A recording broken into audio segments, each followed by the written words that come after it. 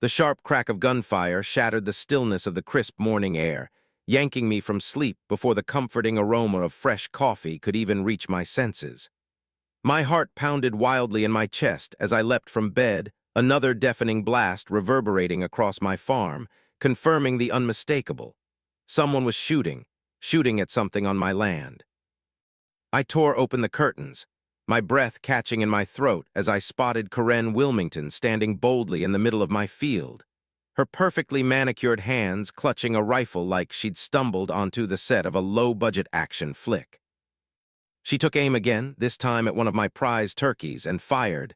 Feathers burst into the air as the bird crumpled, and I was out the door before my mind could fully process the chaos, my boots hitting the ground in a furious sprint toward her, rage surging through my veins like wildfire. "What the hell do you think you're doing?" I roared as I closed the distance, my voice cutting through the morning chill. She turned, peering at me over the rim of her absurd designer sunglasses as if I were the nuisance, the intruder on my own property. "I'm solving a problem," she replied with a casual shrug, adjusting her grip on the rifle. "These filthy birds were trespassing into my yard. I warned you, Jake." I stared at her, momentarily speechless, grappling with the sheer lunacy of her words. Surely she wasn't this unhinged. "You shot my turkeys, my actual living turkeys, with a gun?" I finally managed, my voice trembling with disbelief. She rolled her eyes, utterly unfazed. "Oh, relax, it's just a few birds. You farmers act like animals are more important than people. Maybe if you kept them contained like a responsible adult, I wouldn't have to handle it myself." I opened my mouth to retort, then snapped it shut, overwhelmed by the avalanche of flaws in her reasoning. My brain scrambled to keep pace with the absurdity. This was the same woman who'd fined a neighbor for leaving trash cans out 10 minutes past curfew. Yet here she stood, justifying broad daylight bird murder as if it were a civic duty. Then it hit me, a realization that shifted the ground beneath my feet. These weren't just any turkeys. They were from Mayor Harrison Belmont's private reserve, part of his prized conservation project. A slow, wicked grin spread across my face, and Corinne must have sensed the shift because she took a cautious step back. "What?" she snapped, her tone sharp but edged with unease.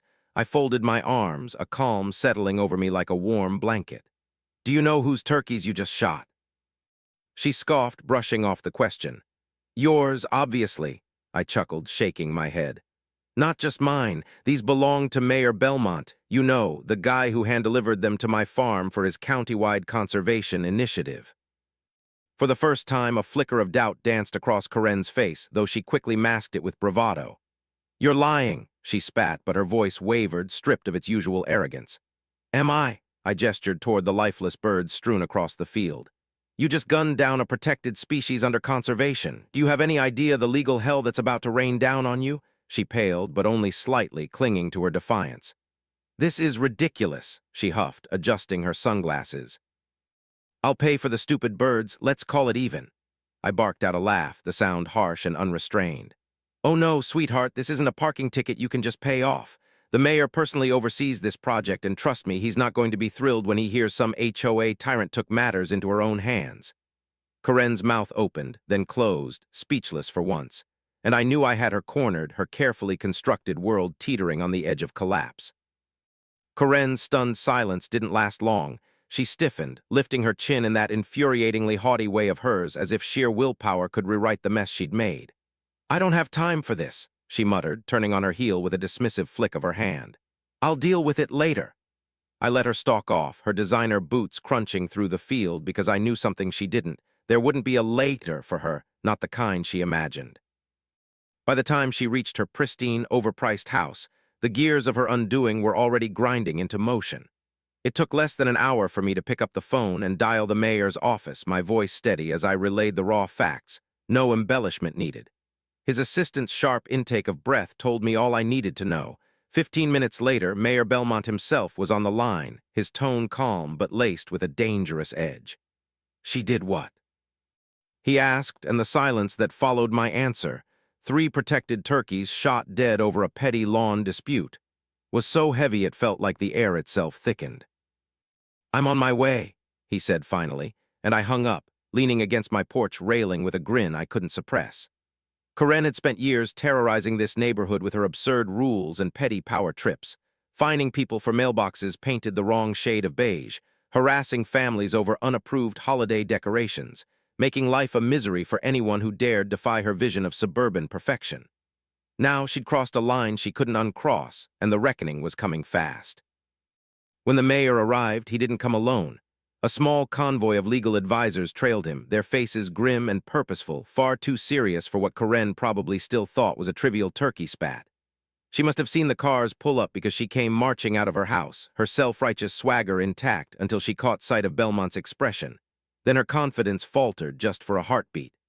"Mr. Mayor," she started, pasting on a syrupy smile. "What a surprise.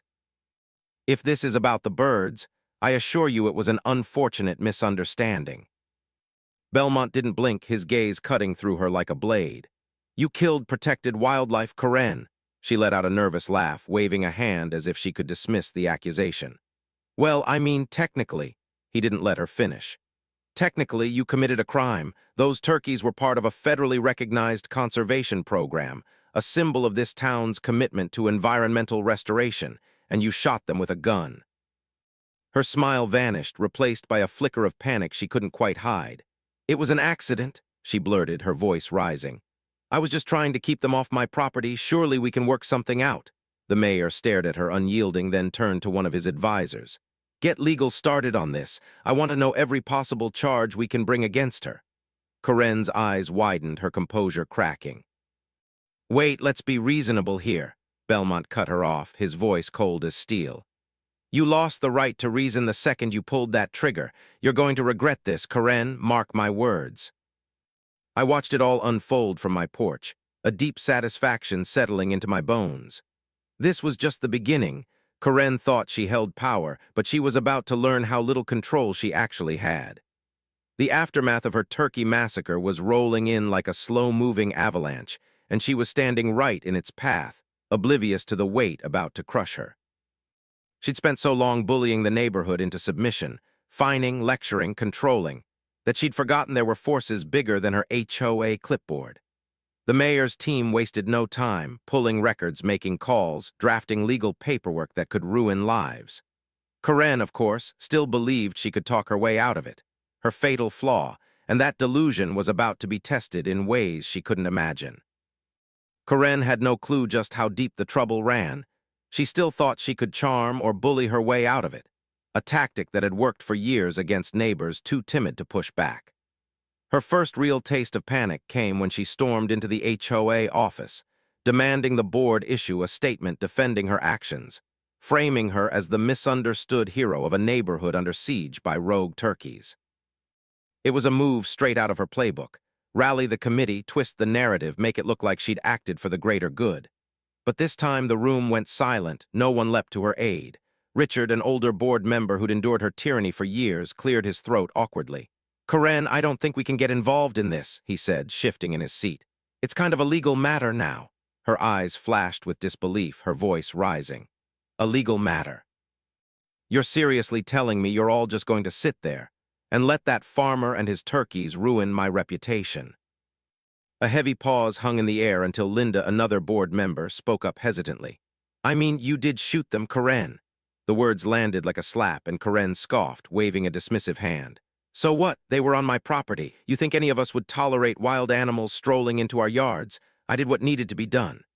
Richard coughed again, looking more uncomfortable by the second. "Well, technically, they were on Jake's land when you shot them." The truth hit her like a brick. She faltered, her usual confidence flickering as she scanned the room for an ally but found none. Deep down, the board was relishing this moment. They'd all suffered under her petty fines, her condescending lectures about community standards. Watching her squirm was a quiet victory. Desperate, she pivoted. "Fine, abandon me if you want, but if I go down, the entire HOA's credibility goes with me. You think the mayor will stop at me? He'll question every rule, every fine. You think any of you are safe?" That struck a nerve. Uneasy glances darted around the table, but no one took the bait. Richard sighed, rubbing his temples. "Karen, I think you need to worry about yourself right now. This is bigger than the HOA, it's about the law." The realization sank in. She was alone. She stormed out, slamming the door, but her grip on the association was slipping through her fingers like sand. Her next move was pure desperation. She marched to the mayor's office, convinced she could intimidate or sweet-talk her way out of trouble, as she'd done countless times before with favors and twisted words. But when she arrived, the assistant barely glanced up from her screen. "The mayor isn't taking meetings with you, Mrs. Wilmington." Corinne's fists clenched, her voice tight with fury. "This is a serious matter. He has to speak with me." The assistant kept typing, unfazed. "He doesn't actually." "You're welcome to leave a statement. His legal team will be in touch soon." Corinne's eye twitched, her outrage boiling over. "This is outrageous. I demand—" "Ma'am," the assistant cut in, her tone flat as pavement, "I strongly suggest you stop demanding things." For the first time in her life, Corinne was brushed off like a fly, an inconvenience, not a force to be reckoned with. The power she'd wielded, the influence she'd built, was evaporating before her eyes, and she was powerless to stop it. Within 24 hours, the news broke. Headlines screamed across local stations. HOA president under fire for killing protected wildlife. The story laid it all bare. Her trespassing onto my farm, the illegal shooting, the mayor's swift retaliation. Security footage leaked. Corinne in her overpriced athleisure, sunglasses perched atop her head, firing like a suburban vigilante, turned her into a laughingstock. The neighborhood, once cowed by her reign, now had the perfect excuse to turn against her, and they didn't hold back. The tide turned fast. Corinne's neighbors, long silenced by her iron grip, seized the moment with a vengeance that was almost gleeful. Someone taped copies of the damning news article to her front door, the bold print screaming her guilt for all to see. Another left a stuffed turkey on her lawn, fake crime scene tape wrapped around it in a mocking tableau. The HOA board, scrambling to save their own skins, dug through old records, desperate to distance themselves from her toxic legacy. By day's end, they'd called an emergency vote to oust her as president. Corinne, still clinging to denial, launched a counteroffensive, dialing every lawyer she could think of, hunting for someone to take her case. But her years of making enemies had caught up with her. Polite refusals met her pleas. One attorney even laughed before hanging up. By the time she found a bottom feeder willing to listen, the mayor's legal team had already filed an official complaint. Destruction of protected wildlife, reckless endangerment, unlawful firearm discharge on private property. A criminal case with fines that could bleed her dry and jail time looming like a shadow. Her carefully curated facade began to crack. She started unraveling, showing up uninvited to HOA meetings, ranting about conspiracies. I'd set her up, the mayor was out to get her. This was all a grand plot to torch her reputation. But no one was listening, they were too busy snickering. The irony was delicious. She'd spent years punishing people over trivialities, lawn heights, mailbox colors, garage door shades. Yet now, when she needed a shred of sympathy, the well was bone dry. Her downfall wasn't a slow slide anymore. It was a free fall, and she'd built the cliff herself, brick by petty brick. The board didn't hesitate. Her removal as president was unanimous, no dramatic pleas, no last stand. The people she'd once lorded over now watched her with a mix of amusement and relief, as if a suffocating weight had lifted. But losing the HOA was just the appetizer. Legal trouble was metastasizing, and the mayor made sure every violation, every broken law was chased to the hilt. Investigators dug deeper, unearthing a trove of dirt. Harassment claims, improper fines, even whispers of misused HOA funds. Every rule she'd weaponized against others was now a noose tightening around her neck. Corinne fought back the only way she knew how, louder, angrier, more frantic. She stormed into meetings she had no right to attend, left voicemails dripping with desperation for people who'd stopped caring long ago, tried convincing neighbors this was a witch hunt with her as the martyr. But the trust was gone. Her words bounced off a wall of indifference. The most humiliating blow landed at a public forum the town held to address the fiasco. Corinne had always thrived in those settings, turning them into her personal stage to preach about community values and property standards. Now she was the target, the room packed with locals eager to watch her sweat. Mayor Belmont took the podium, his voice steady and commanding. "The destruction of protected wildlife is a serious crime," he said, his words slicing through the murmurs. "Beyond that, we've received numerous complaints about abuse of power within the HOA. We'll be conducting a full audit of all past violations, fees, and regulations enforced under Mrs. Wilmington's leadership." Corinne shot to her feet, face flushed with fury. "This is ridiculous. I did what was necessary to maintain order. If I hadn't enforced the rules, this place would have turned into a disaster. Laughter rippled through the crowd. A man shouted, "Yeah, like when you find my grandma for her pink garden gnome." A woman added, "Or tried to evict someone over Christmas lights." Karen floundered, grasping for a defense, but the mayor raised an eyebrow, gesturing to his legal team. "Mrs. Wilmington, you're free to defend yourself in court, but your influence here is finished." The words hit like a hammer. She'd bent this town to her will for years, and now she was a punchline, her power reduced to dust. The media turned her into a caricature, replaying that absurd security footage until she was a local legend for all the wrong reasons. The media couldn't get enough of Karen's collapse. Local stations looped the security footage of her blasting away at the turkeys, her overpriced athleisure and perched sunglasses making her look like a suburban Rambo gone rogue. Online, she became a meme factory.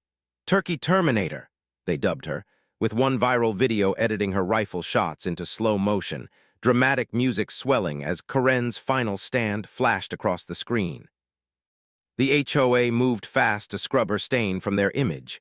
Bill, a retired farmer with a no-nonsense air, stepped in as the new president and wasted no time dismantling her reign. Fines were refunded, property restrictions loosened, and in a twist of poetic justice, Bill announced a new annual turkey festival on my farm to honor the birds lost to Karen's rampage. The idea caught fire.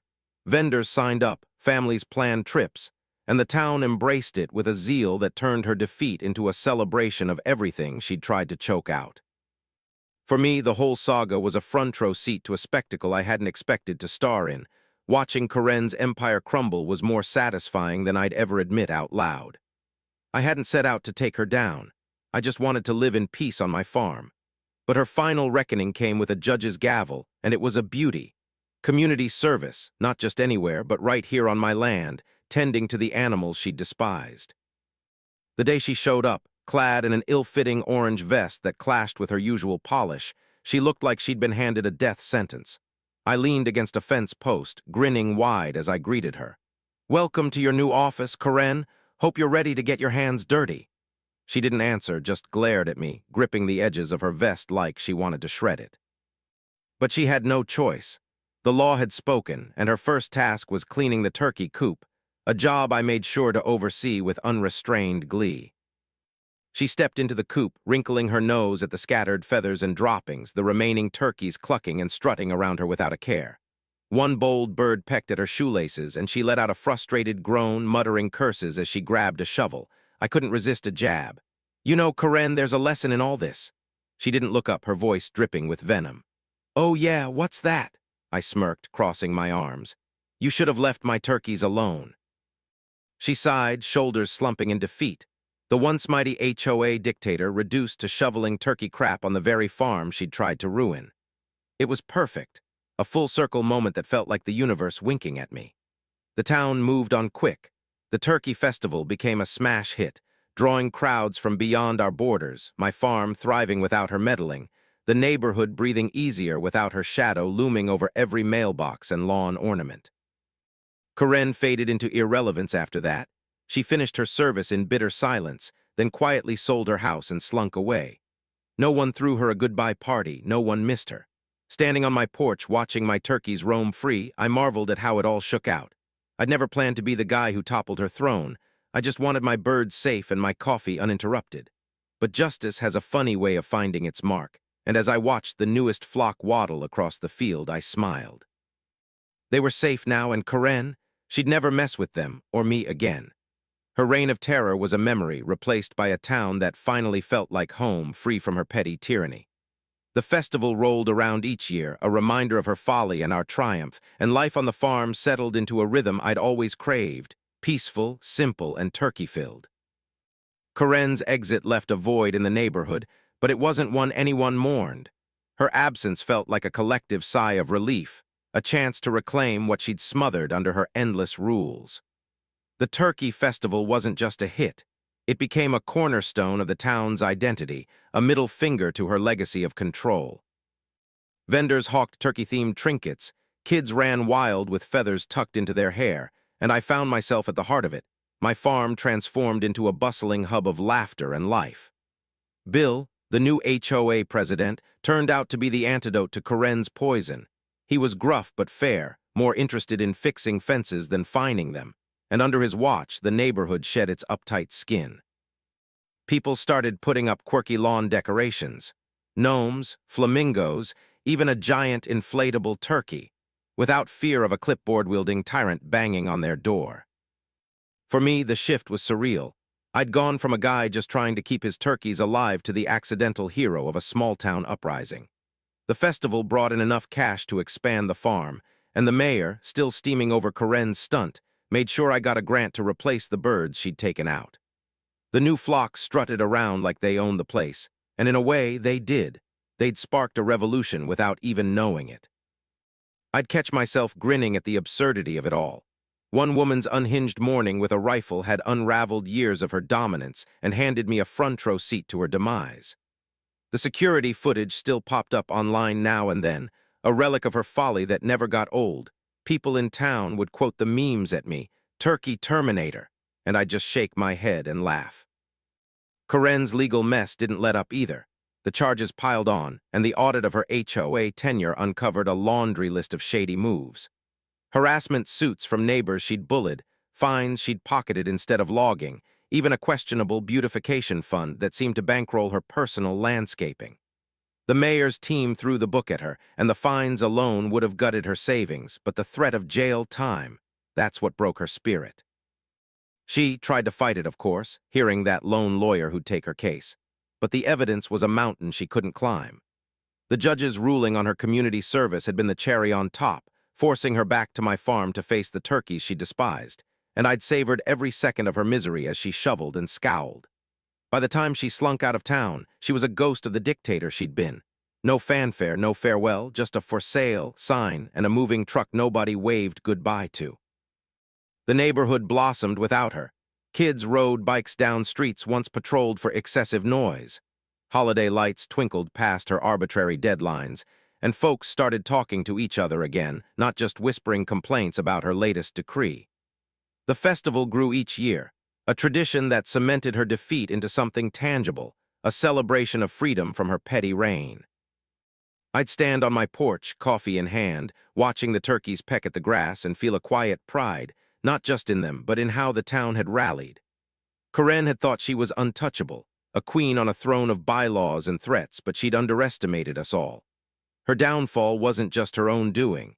It was the collective will of a community tired of bending to her whims, and I'd been the lucky bastard who got to light the match. The town didn't just move on from Karen. It reinvented itself in her absence, shedding the suffocating weight of her reign like a snake slewing off dead skin. The Turkey Festival became more than a quirky event.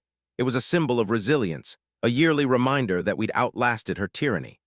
My farm thrived as the centerpiece. Tourists flocked in, snapping photos with the turkeys, buying eggs and homemade pies, turning a quiet patch of land into a bustling draw.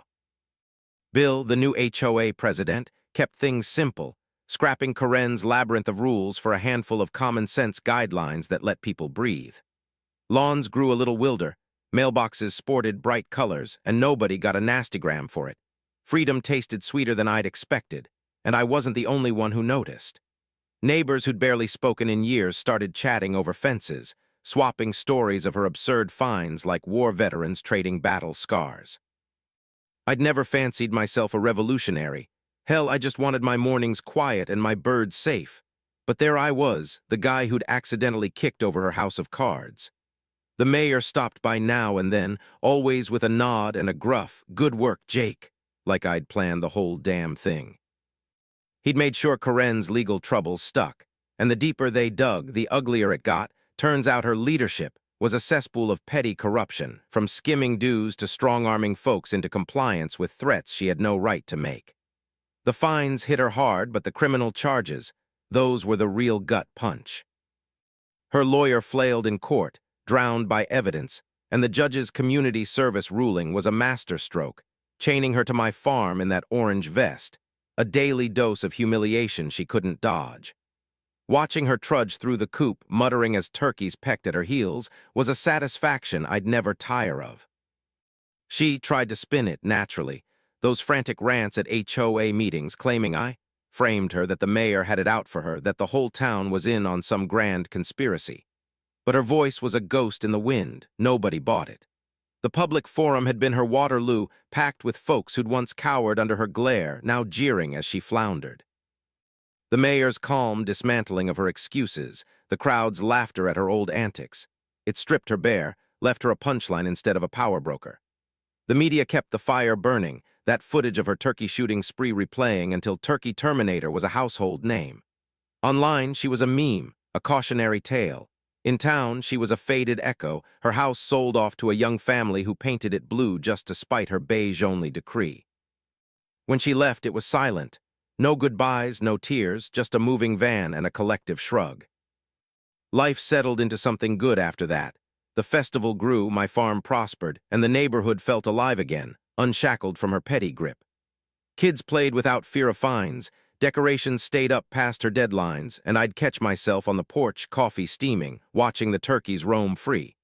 It was peace, hard-won and savored, a quiet victory I hadn't sought but couldn't deny. Karen had ruled through fear, convinced she was untouchable, but she'd misjudged the breaking point of a town fed up with her nonsense. I'd been the spark, sure, but the fire? That was all of us. Every neighbor who'd grumbled, every rule we'd chafed against, every laugh at her expense. She was gone, and we were better for it. Karen's shadow lifted completely, and the town bloomed in ways I hadn't thought possible. Her departure was less a loss and more a liberation, like a storm clearing to reveal a sky we'd forgotten was blue. The Turkey Festival cemented itself as a tradition, bigger each year, with my farm as its beating heart. Folks came from miles away, hauling kids and cameras, turning my fields into a carnival of clucking birds and carefree chaos. Bill's steady hand on the HOA kept the peace without strangling it. He tossed out Karen's rulebook, replacing it with a laid-back approach that let quirks flourish. Gnomes sprouted on lawns, holiday lights twinkled whenever someone felt like it, and nobody got a fine for living a little louder. The neighborhood wasn't just free.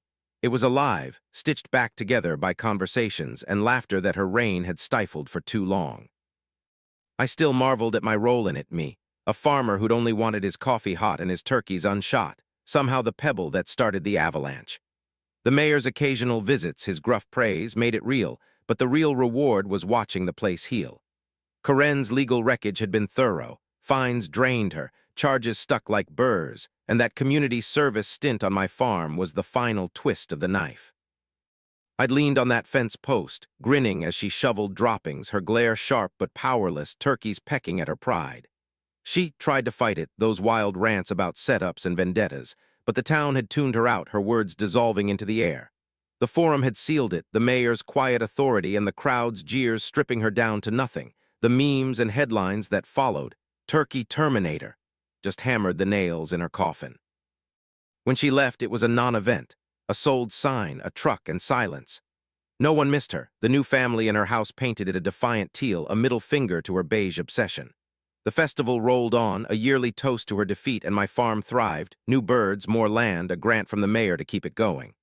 The turkeys strutted like kings, oblivious to the war they'd won, and I'd watch them from the porch, coffee in hand, feeling a quiet pride that wasn't just mine. It was ours, every neighbor who'd chafed under her fines, every voice that finally spoken up, every laugh at her expense. She'd ruled through control, thinking fear made her invincible, but she'd missed the strength in a community pushed too far. I hadn't meant to take her down, I just wanted my peace. But justice found its way, and I got a front-row seat to the show. Life settled into a rhythm I'd always craved, simple, steady, turkey-filled.